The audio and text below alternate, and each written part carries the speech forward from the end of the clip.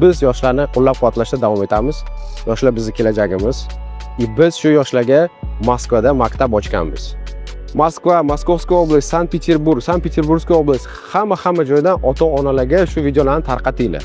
Kimning muammosi bo'lsa, biz shu bola ota-onalarga yechimimiz bor. 3 ta filialimiz bor.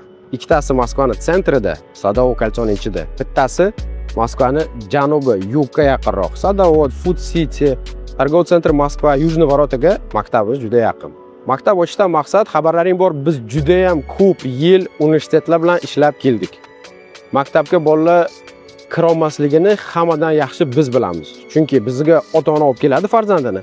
Katta o'g'li maktab bitirdi, kichkinasini maktabga bera olmayapti yoki kichkinasini maktabdan chiqarib yubordi yoki kichkinasi sinfdan sinfga o'ta olmayapti. Yoki 3-sinf bolasini olib kelsa birga oladi, 7-sinf bolasini olib kelsa 5-sinfga yoki 4-sinfga oladi.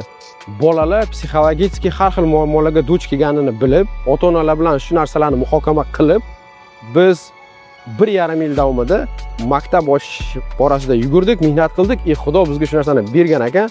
Mana bugungi kunda sizlarga shu narsani ochiq-oydin taklif qilyapman. Olib kelinglar ota-onalar bolalaringni.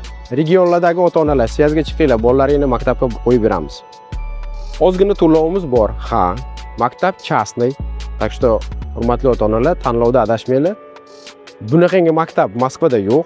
Kelinglar, ko'ringlar. Обязательно ekskursiyaga yozilinglar maktabga. 1000 marta eshitgandan 1 marta ko'rgan yaxshi. Maktabda kutaman hammalaringni. Rahmat.